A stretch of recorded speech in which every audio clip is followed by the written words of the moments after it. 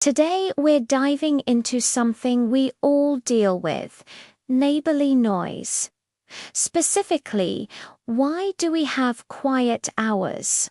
It might seem like just another rule, but the idea of respecting our neighbor's peace has a fascinating history that's all about how we learned to live together.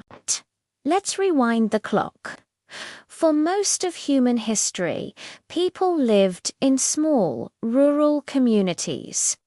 Life was loud, but it was a different kind of loud.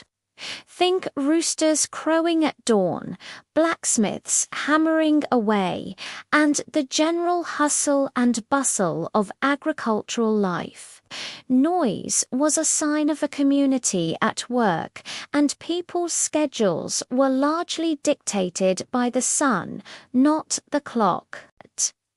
There wasn't a strict concept of quiet hours because everyone was generally on the same page, living and working in sync with nature. Privacy was a luxury, and the sounds of your neighbors were just part of the soundtrack of life.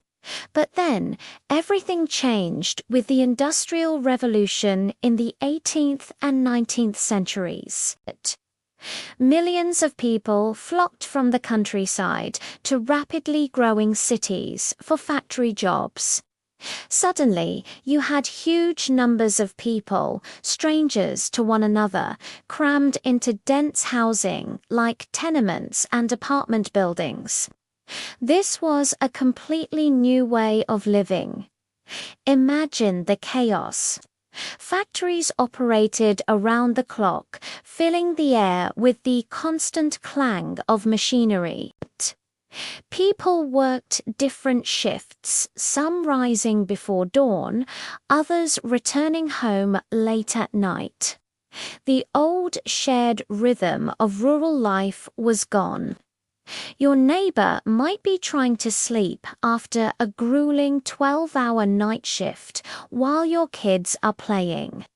Or you might be desperate for rest while the family next door is just starting their day.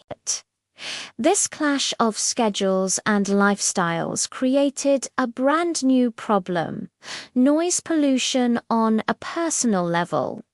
This is where the concept of quiet hours really started to take shape. It wasn't an overnight thing, but a gradual social evolution. As cities became more organized, local governments began to introduce noise ordinances. These were early attempts to create some order out of the urban cacophony. They weren't just about being polite. They were about public health. Doctors and social reformers started to recognize that a lack of quiet and sleep was leading to stress, illness, and lower productivity. A well-rested city was a more functional city, so these new rules established specific times, usually overnight, when excessive noise was prohibited. It was a social contract, a way for a diverse group of people with different lives to coexist in close quarters. It was a formal recognition that your right to make noise ends where your neighbor's right to peace and quiet begins. This wasn't just about stopping parties. It was about the sounds of everyday life: laundry, loud conversations, music that could disrupt someone else's much-needed rest. Fast forward to today, and the principle is more relevant than ever. Our homes are packed closer together, walls can be paper thin, and our lifestyles are incredibly varied. We have home theaters, powerful sound systems, and many of us now work from home, blurring the lines between our professional and personal lives. Quiet hours, whether enforced by a landlord or just a common courtesy, are the modern-day version of that old social contract. They are a simple yet profound act of empathy. It's about acknowledging that we share our space and that a little consideration goes a long way in building a peaceful and respectful community.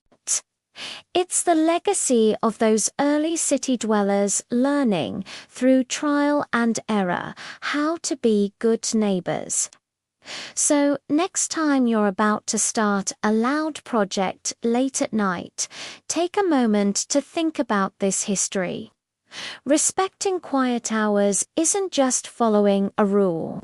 It's participating in a centuries-old tradition of mutual respect that allows us all to live together a little more harmoniously. Thanks so much for watching. If you found this interesting, please give this video a thumbs up and hit that subscribe button for more explorations into the why behind our daily lives. We'll see you in the next one.